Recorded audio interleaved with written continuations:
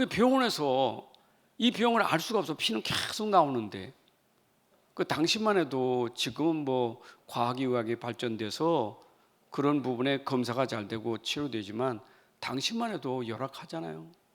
그러니까 많은 의사를 만났다. 많은 의사 만나서 돈을 다 허비했다.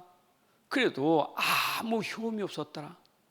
그게 그 당시에 불치병이에요. 지금 우리 현장에는 진짜 불치병이 얼마나 많습니까?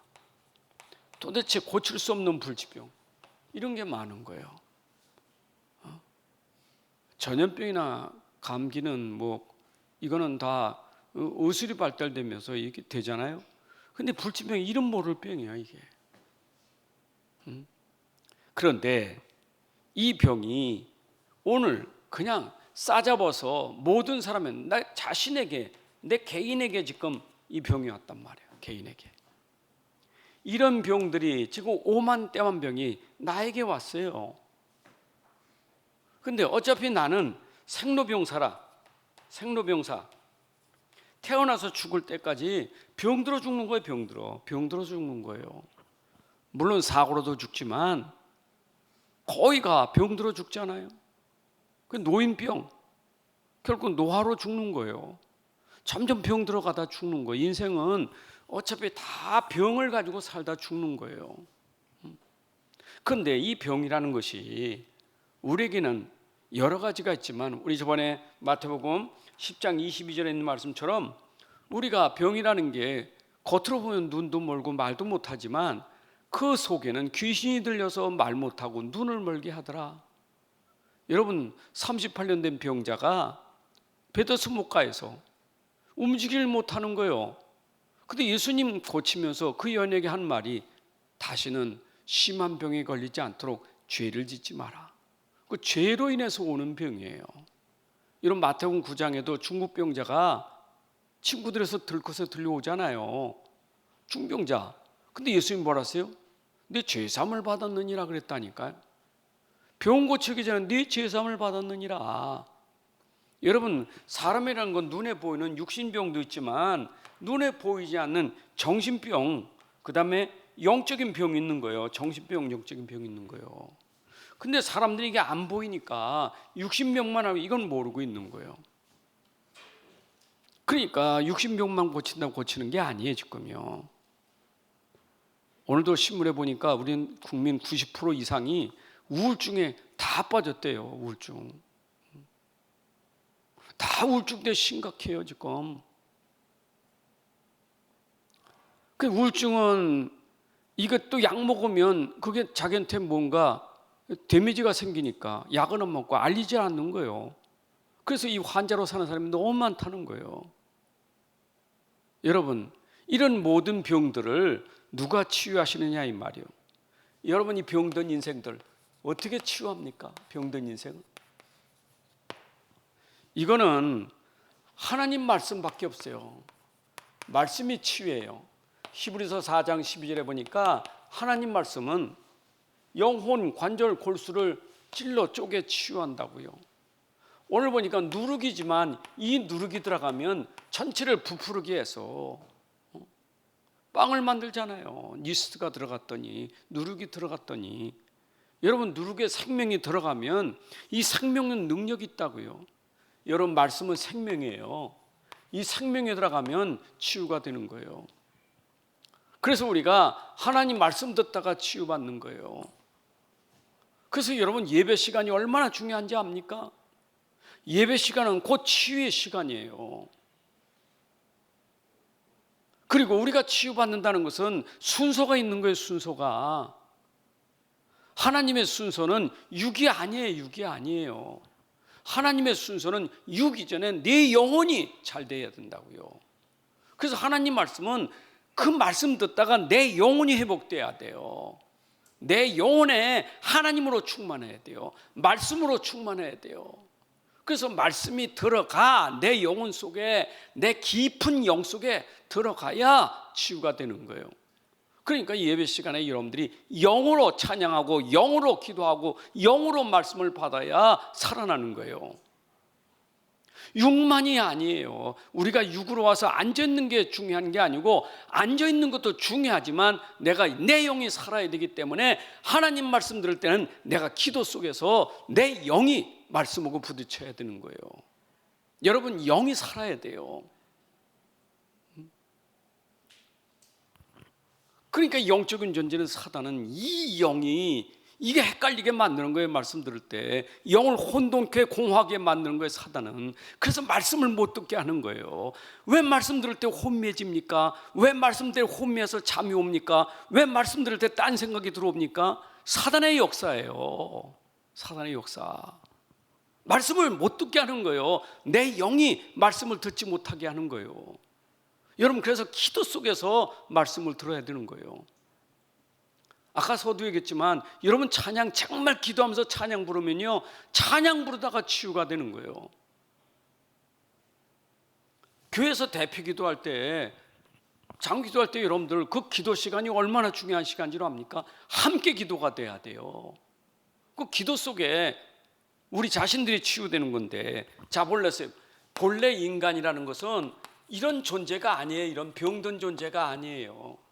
왜냐, 보세요. 창세기 1장 27절 28절에 보니까 하나님 우리를 만드실 때 우리는 이 땅을 정복하고 다스릴 만큼 건강한 사람이었었어요. 여러분, 창세기 2장 4절부터 25절까지 보게 되면 에덴 동산이 나오잖아요. 이 에덴 동산이 어떤 동산입니까? 여기는 병든 곳이 아니에요. 여기는 아픈 게 없어요. 여긴 병원이 없어요. 이게 우리가 본래 인간들이 누렸던 축복이에요.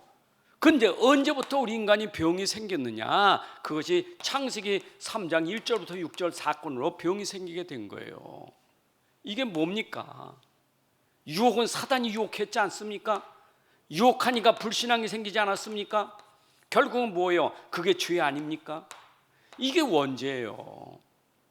결국 인간이 이 축복을 놓쳐버리고 사단의 말을 듣고 유혹받아서 선악과를 따먹는 불신앙과 죄가, 인간의 문제가 여기서 시작된 거예요. 이게요, 이 근본 문제예요. 여러분, 누가 여기서 빠져나올 수 있어요? 이건 못 빠져나와요. 절대 못 빠져나오고. 이거는요, 이걸 우리가 올무에 걸렸어. 올무에. 사냥꾼의 올무에 걸리는 새처럼 인생이 올무에 딱 걸려버린 거예요. 여기요, 여기에 딱 걸려버렸어요. 이거 누가 빼냅니까?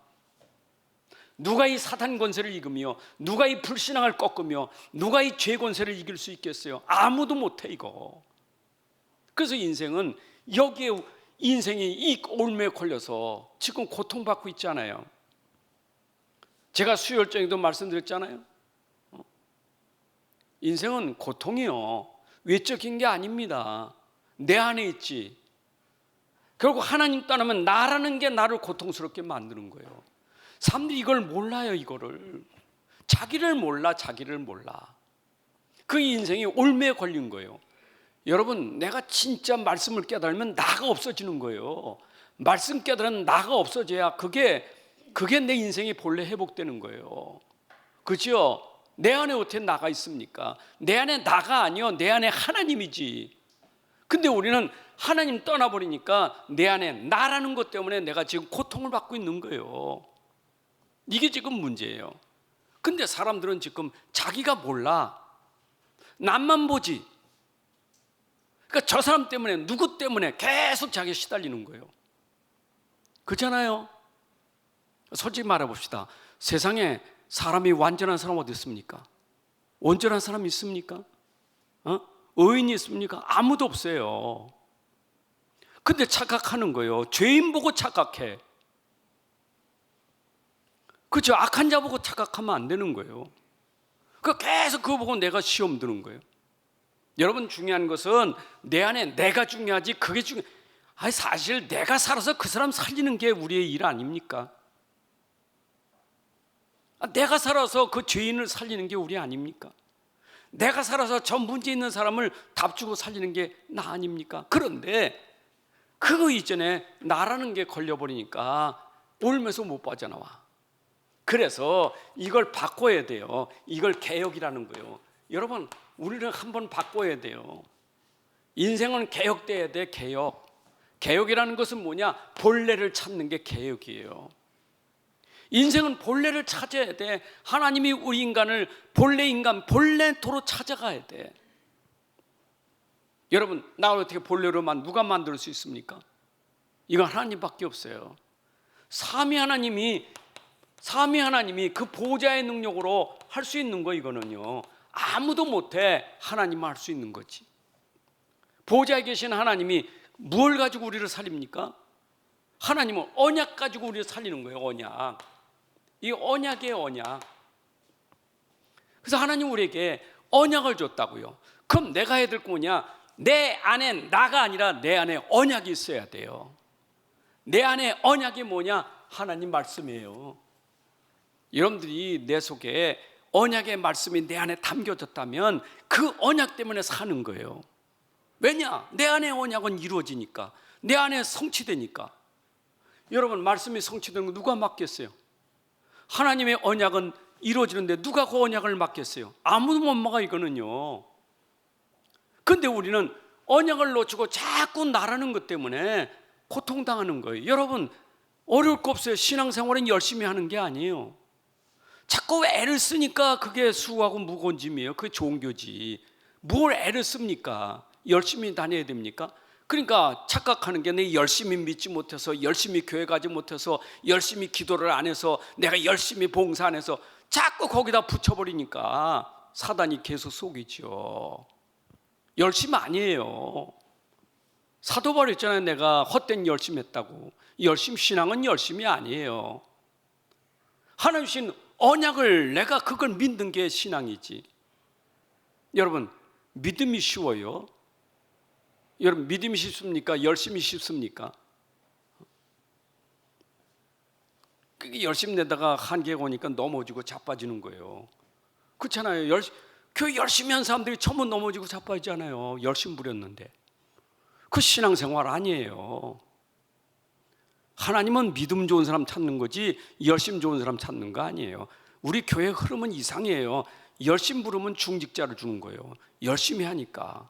땀 흘리고 많이 뛰면 중직자가 된다니까. 믿음은 상관없어. 하나님의 관심은 그게 아니에요. 믿음이지.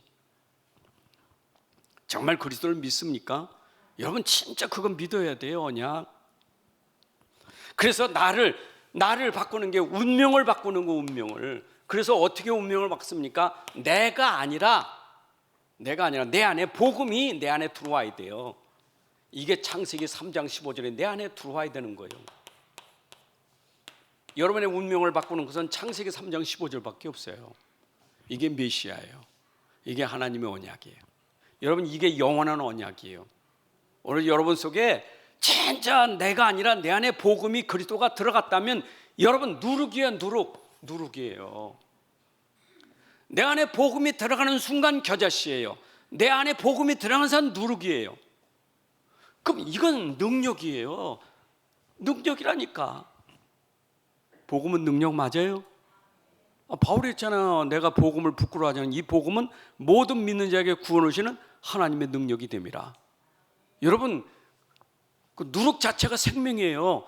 누룩은 그냥 안 보이지만 넣으면 부풀러지게 돼 있어요. 안 보여. 근데 생명이에요. 겨자씨 쬐끔해요. 그래 들어간 생명에 자라나 3-4m로. 똑같아요. 복음은 내 안에 있지만 살아는 생명의 복음이에요. 생명의 복음. 살아있는 복음이에요. 아멘. 열내는 거 아니에요. 확실히 잡으라고요. 저는 여러분들에게 진짜 잡는 게 아니라 잡힌 바 돼야 돼요. 그냥 복음이 나를 자꾸 끌고 가버려야 돼요. 그냥. 그래서 성령 충만, 하나님 충만이에요. 그러니까 하나님 충만대에 끌려가는 거예요. 그게 성령 인도예요. 그죠? 충만대에 끌려가지. 그러니까 보세요. 디모데후서 3장 1절부터 13절하고 3장 14절부터 17절은 완전히 다른 거예요. 이거는 3장 13절 1절부터 13절은 이거는 완전히 불신 상태예요. 이게 고통의 때예요. 이게 마지막 고통 때예요. 그런데 하나님이 네가 어릴 때부터 들었던 그 말씀이 너를 온전케 만든다. 여러분 말씀으로 온전하게 되는 줄로 믿습니다. 자, 그렇다면 오늘 우리는 밭에 씨를 뿌렸단 말이에요. 밭에 씨. 여러분 밭이 마음이잖아요. 그럼 씨는 뭐니까? 말씀이죠. 여러분 우리의 마음이 얼마나 중요합니까? 여러분 마음이 얼마나 중요해요.